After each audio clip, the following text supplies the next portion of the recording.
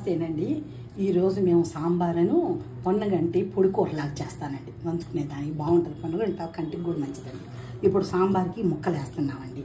మునక్కాయ ముక్కలు, టమోటా ముక్కలు, ఉల్లిపాయ పొడవుగా, పచ్చిమిర్చి కట్ చేసుకుని వేసుకొని ఇందులో కారం,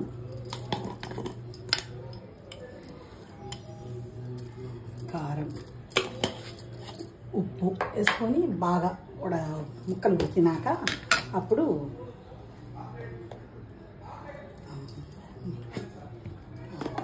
వేసుకొని కొద్దిగా నీళ్లు పోసుకొని ఉప్పు కారం వేసుకొని నీళ్లు పోసుకొని ముక్కలు ఉడకబెట్టుకుందామండి. ఈ లోపల మేము ఈ గ్లాస్తో 2 గ్లాసులు కందిపప్పు వేసి బాగా కొంచెం బద్దలు ఉడికినాక కొంచెం పొన్నగంట ఆకులు కొంచెం తీసుకున్నామండి. మీద దాంట్లో పసుపు వేసి మెత్తగా ఉడకబెట్టి ముద్దపప్పు చేసి పెట్టుకున్నామండి సాంబార్కి.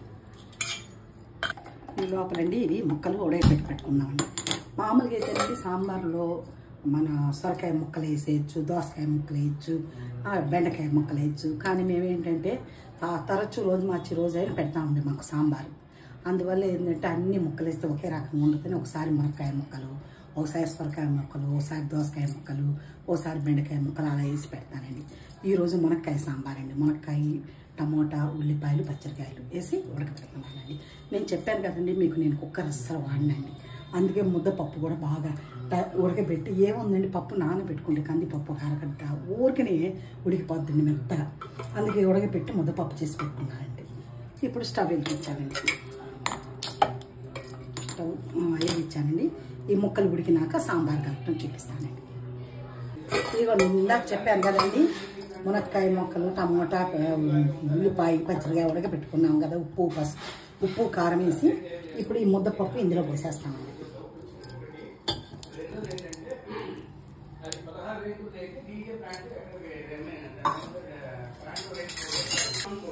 ముద్దపప్పు వేసేసాం కదండి. ఇప్పుడు చింతపండు పిండి రసం వేసేసుకోవాలండి. సాంబార్ చింతపండు రసం పిండి అది కూడా పోసేసుకున్నానండి. పోసుకుని దీనిలో సాంబార్ పొడి, ఒకసారి సాంబార్ పొడి, రసం పొడి కూడా చేసి చూపిస్తానండి మీకు. సాంబార్ పొడి,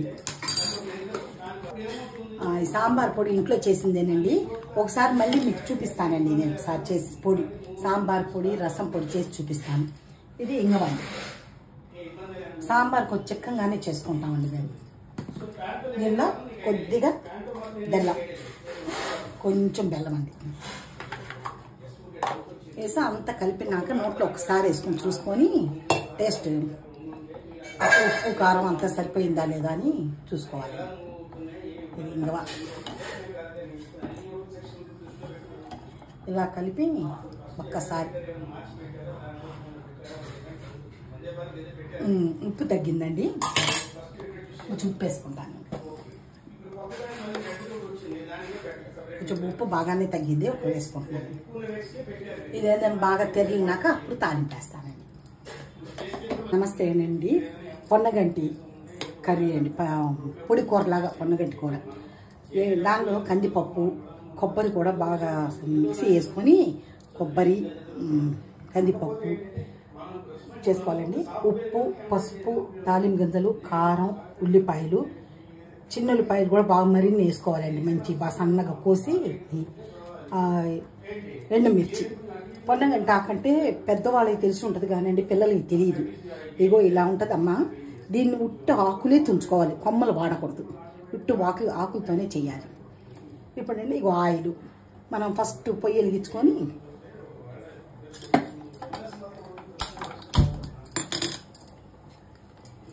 ఆయిల్ వేసుకోవాలండి.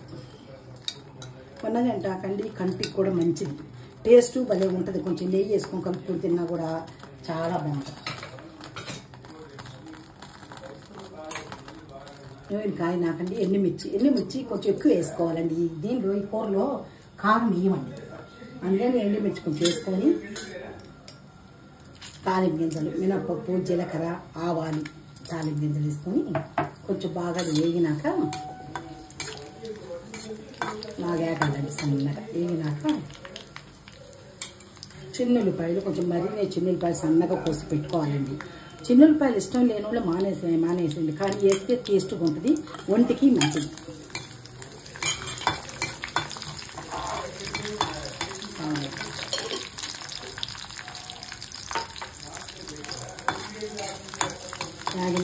ఇగో ఇందులో పెద్దల్లిపాయలు, ఒక ఉల్లిపాయ పెద్దల్లిపాయ కోసి పెట్టుకున్నామండి. దీనిలో ఉప్పు వేస్తాను సరిపడా, కూరకి సరిపడా వేసేస్తున్నానండి. మళ్ళీ అక్కర్లేదు, ఎందుకంటే ఎక్కువ వేయబాకండి. ఆకుకూర అంటే అంత ఒదిగిపోయి చాలా తక్కువ ఉంటుంది. అందులో చూసుకొని కొద్దిగా వేసుకోండి. బాగా ఇట్లా ఎర్రగా వేగాలి. ఇట్లా ఎర్రగా వేగనిచ్చి కరివేపాకు వేసుకోవాలి. కరివేపాకు వేసుకున్నాక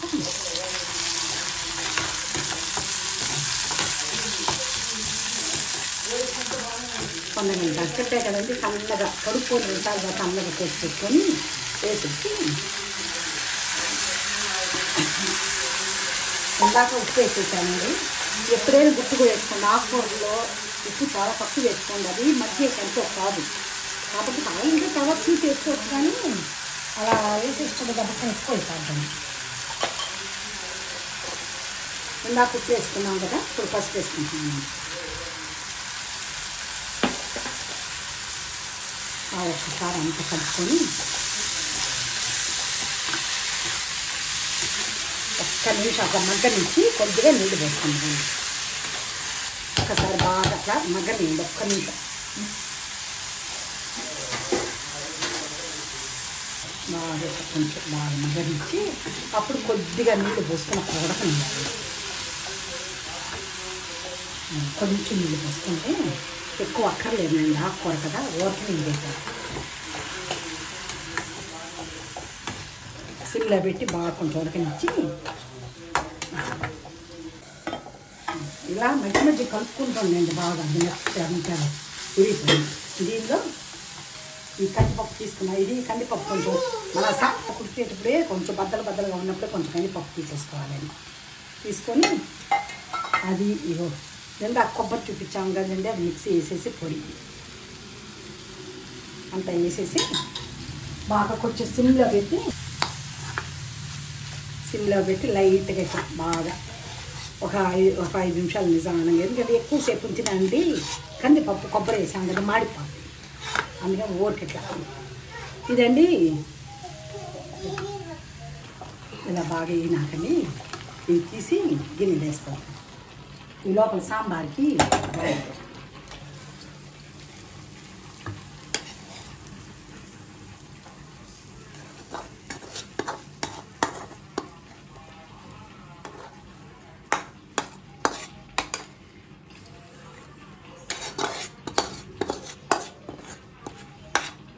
ఇది ఈ పొన్నగంటి కూర అండి, పిల్లల కళ్ళకి ఎవరికైనా కంటికి ఎక్కడ మంచిదండి. ఇలా వేసుకుంటే ఎంతే తినచ్చండి, చాలా టేస్టీగా ఉంటుంది. ఒకసారి చేసి చూడండి, నేను చెప్పాను కాదు. పొయ్యి వేసుకోనండి, కొంచెం నూనె వేసుకున్నాను తాలింపుకి.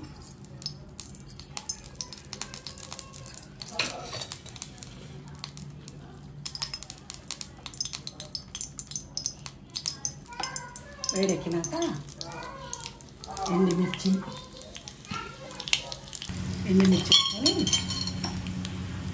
తాలింపులండి, జీలకర్ర, ఆవాలు, మినప్పప్పు అన్నీ కలిపే పెట్టుకుంటానండి నేను. ఇలా బాగా ఆడించి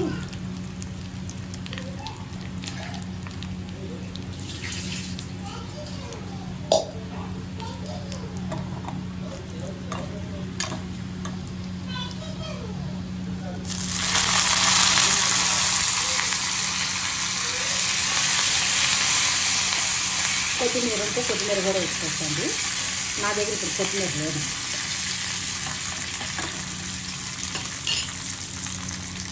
అప్పుడు సాంబారు బాగా చేస్తాను. ఎప్పుడైనా మనం తాలింపు దానిలో వేసే కన్నా ఇట్లా కూర కానీ పప్పు కానీ సాంబార్ కానీ ఇలా వేసుకుంటేనండి అసలు ఆ రుచే మారిపోతుంది. ఈరోజు మా వంట ఇదండి, సాంబారు, మునక్కాయ వేసి సాంబారు, పొన్నగంటాకు ఎందుకు పెట్టానంటే ఇప్పుడు పెద్దవాళ్ళకి తెలిసి ఉంటుంది కానీ కొత్తగా పెళ్ళైన పిల్లలకి, చిన్న బ్యాచిలర్స్కి అసలు పొన్నగంట ఆకు అంటే ఏంటో తెలియాలి కదండి, అందుకని ఇలా పెట్టాను. దీన్ని ఉట్టి ఆకులే తీసుకోవాలండి, కాడలు తీసుకోకూడదు. ఇది పొన్నగంట ఎగురండి. ఇది నెయ్యి వేసి కలుపుకొని తిన్నా టేస్టీగా ఉంటుంది. మామూలు సాంబార్లో నంచుకున్నా బాగుంటుంది. ఇదండి కంటికి చాలా మంచిది, చిన్నపిల్లలకు కానీ పెద్దోళ్ళకి కానీ. అదండి మా ఛానల్ అండి నానమ్మ చేతి రుచులు. అందులోకి వెళ్ళి చూడండి, 20+ ఉన్నాయండి మా వీడియోలు. చూసి చేసుకోండి. సాధారణంగా నేను పెద్ద మసాలాలు ఏం లేను, కుక్కర్ వాడను, మామూలు ప్లెయిన్గా చేస్తానండి. కానీ మీరు కుక్కర్ వాడకుండా ప్లెయిన్గా చేసినా కూడా చాలా టేస్ట్గా ఉంటుందండి. ఒకసారి ట్రై చేసి చూడండి. మా ఛానల్ అండి నానమ్మ చేతి రుచులు. లైక్ చేయండి, షేర్ చేయండి, సబ్స్క్రైబ్ కూడా చేసుకోండి. ఎలా ఉందో కామెంట్ కూడా పెట్టండి.